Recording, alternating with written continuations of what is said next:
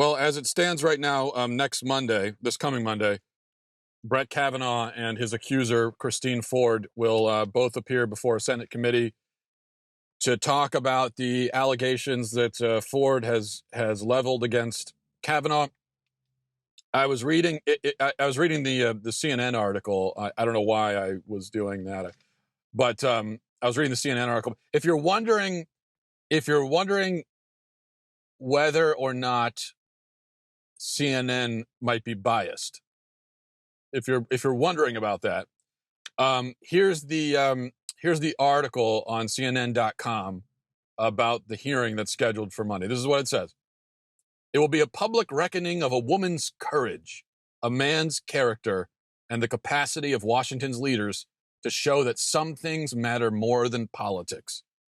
That's the lead paragraph on this alleged news website. I mean, the news media, they get so offended, they get so personally offended when Trump constantly calls them fake news. But this is why. They're not even trying to disguise it. They're making no attempt whatsoever to disguise that they are all in on Christine Ford's side, and they're making no attempt to disguise it. The article goes on, an extraordinary American moment is scheduled to unfold next Monday when the accused Supreme Court nominee Brett Kavanaugh and his accuser, California professor Christine Blasey Ford, are due to appear before Senate committee. If it goes ahead as planned, the hearing will become a human drama that will be agonizing for Ford as she reveals the most intimate, painful details of an alleged assault. It will be grueling for Kavanaugh as he defends his reputation over an incident he is adamant never took place. So, yeah, if you're worried about, if you were curious about maybe, if there's maybe a little bit of a bias problem in the media, then there you go. So I wanted to make a few more points about all this. First of all, one of the most fallacious arguments that I've heard in regards to the Brett Kavanaugh sex abuse allegation, if you could even call it an argument, but I've heard this online, and people have said this to me over and over again. They've said, what if it was your daughter who said that a boy attempted to rape her? What if it was your daughter? How would you respond? And I guess people are saying this to me because my position has been that I find these allegations to be extremely suspicious and dubious and unsubstantiated and uncorroborated. And so I think Brett Kavanaugh should still be confirmed, and he should be confirmed quickly. So people have said to me in response to that, well, what if it was your daughter? You wouldn't feel that way, would you? And you hear this stuff all the time. People try to frame conversations like this all the time, right? They ask you to imagine how you'd respond if your children were somehow personally impacted by the issue in question. But first of all, that's actually exactly the wrong way to think about situations like this. That is the wrong mindset to have. Our objective should be to figure out the truth. What we should be trying to figure out what actually happened, what is true. And that requires cool heads and objectivity. It doesn't require strong, blinding emotion, which is the mindset that imagine if it was your child, people want us to adopt, but that's wrong. Because if my daughter told me this story, and she told me right away, not 35 years later, then yeah, I would go to the boy's house and I would beat the crap out of him. That's what I would do. But that's because as a father, my anger and my emotions and my protective instinct would take over, and they would completely override any rational part of my brain. So I would not, that's how I would respond. I would respond in an emotional, angry, vengeful, violent way. I would respond probably in an irrational way. But irrationality is not the answer here. So every time we do this, where we say, well, imagine if you were affected by this. Imagine if you were personally involved. No, that's the opposite of what you should do. The fact that we're removed from the situation, that allows us to be objective, theoretically. But here's something else to consider. This is what I've been thinking about. If we're going to play the whole, well, what if it was your child game, why don't we ever consider it from the other angle? Like, okay, what if it was your daughter? All right, but what if it was your son? What if your son was on the cusp of some huge achievement and a woman came forward with no evidence and no witnesses and nothing else and accused him of attempting to assault her years ago, but she doesn't know exactly when or where? What if that happened to your son? Would you assume that he's a rapist and throw him to the wolves? Or would you demand that he be treated as innocent until proven guilty? I mean, how would you approach it then? Why are we only supposed to imagine ourselves in the position of the woman or, related to the woman somehow? What about the man who is supposed to be innocent until proven guilty? And also, in fact, let me say this, that because this comparison doesn't really work, because what if it was your daughter, that whole thing, obviously in that situation, we're meant to imagine ourselves being told this by our daughter right after it happened. But if I were Christine Ford's dad,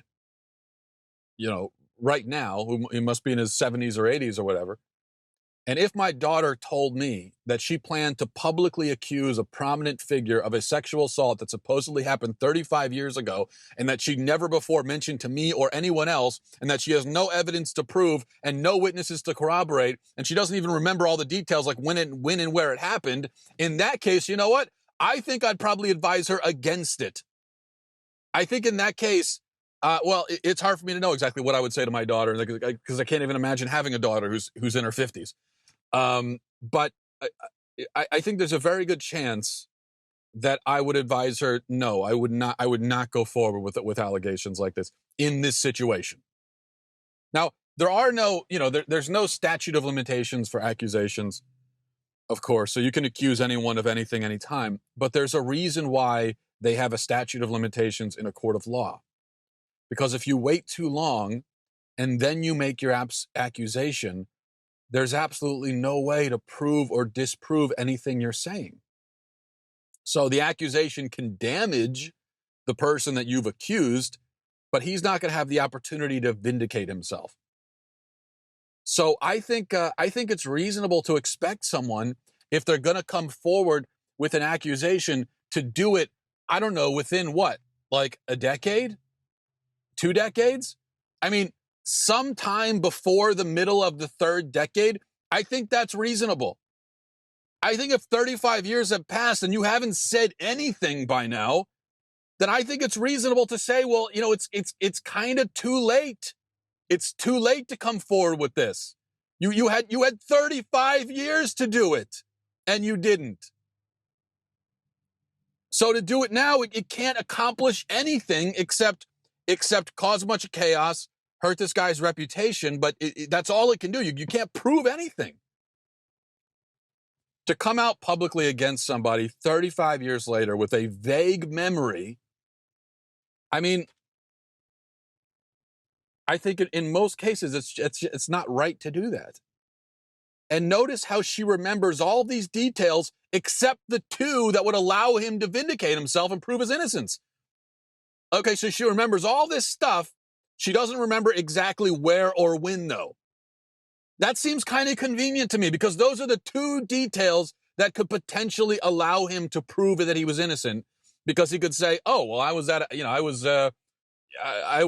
overseas in France. I mean, I was on vacation with my parents in Canada on that day." Or, he could, potentially he could maybe prove his, or you could, or on the other hand, if you had an exact day and location, then that would allow you to find some evidence to prove his guilt. But when somebody said, when it's even if it's not 30, even if it's like 10 years later, 5 years later, a year later, and somebody says, Well, sometime within a span of like, you know, sometime within this large span of time, in some location in the general vicinity of this county, um, this person did this thing. Well, there's just no way. There's no way for someone. If someone said about you that between 10 and 15 years ago, in this general vicinity of this particular county, you did a horrible thing, there would be absolutely no way for you to prove your innocence. You could not do it. Because it's just it's too broad of a time frame. So it's just not right. I don't think it's right. I mean, at the very least, if you're going to come out 35 years later, you should have every last detail down, starting with when and where. If you don't even have that, if you don't even have that, then I don't know how you come forward. Now, I think, liberals are saying that, and if you go, if you go online, you go on Twitter, the phrase that you're going to see repeated over and over again is credibly accused, right? They're saying that Kavanaugh has been credibly accused, which is just another way of them saying that he's guilty. When you say credibly accused, it's just another way of straight up saying the guy's guilty. Credibly accused. It's a euphemism for guilty. But we're told that this is a credible accusation, an accusation that's 35 years old, don't know exactly when, don't know exactly where. Both the other witnesses have denied it. That's a credible accusation, supposedly. I don't know if I would call that a credible accusation. But then you could say, well, if that's not a credible accusation, what is? I'm glad that you asked. Just by way, this is not a what about thing. It's not whataboutism, but just because we're throwing around terms like credible accusation, I think it could be helpful to look at what an actual credible accusation looks like. So for that, I go to Juanita Broaddrick, who accused Bill Clinton, as I think everyone knows now, accused Bill Clinton of violently raping her. This was not an attempted rape. This was violent, actual rape that Bill Clinton is alleged to have done to Juanita Broaddrick. Now, this is actually funny enough. This is from BuzzFeed. Okay, BuzzFeed did a very thorough article a couple of years ago about this accusation. So let me read just their description of what happened, of the accusation itself from Juanita Broaddrick. Okay.